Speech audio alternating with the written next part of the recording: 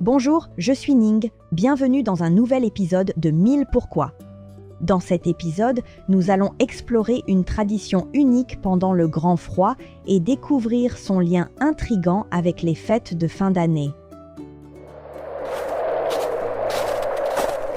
Le Grand Froid est connu sous le nom de Da-Han en chinois. Le caractère Da signifie grand ou majeur, tandis que Han signifie froid. Dans l'hémisphère nord, cette période est marquée par des fronts froids, des vents forts et des températures en baisse. C'est le dernier des 24 termes solaires annonçant la fin de l'année qui approche.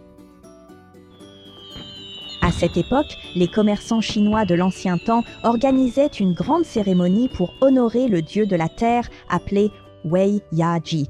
Cette tradition était particulièrement répandue dans la province du Fujian, à l'est de la Chine. Wei Ya-ji se décompose ainsi.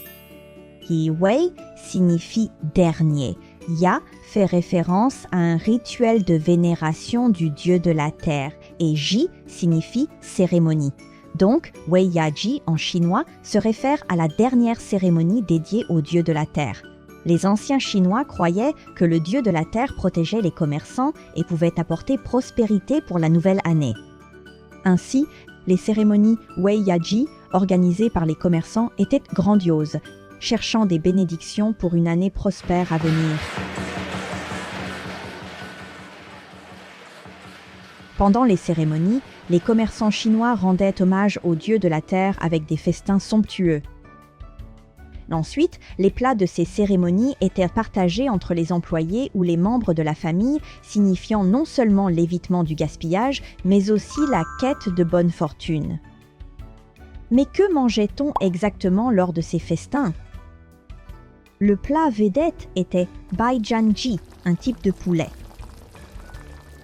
La préparation de ce plat consiste à pocher le poulet entier dans de l'eau bouillante simple ou un bouillon de poulet parfumé au gingembre.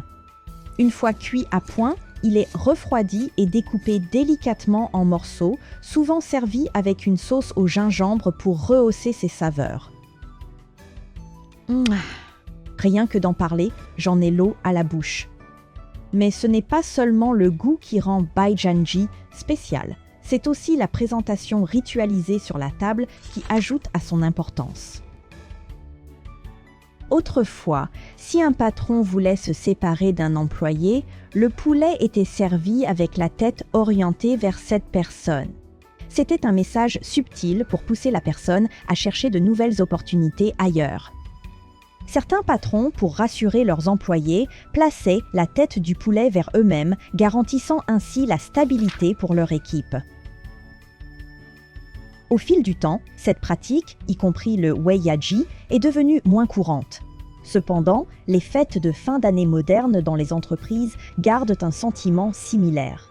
Elles symbolisent toujours la gratitude pour l'engagement de chacun tout au long de l'année et l'espoir collectif pour une nouvelle année encore plus brillante. Et voilà qui conclut cet épisode de 1000 pourquoi. À la prochaine fois.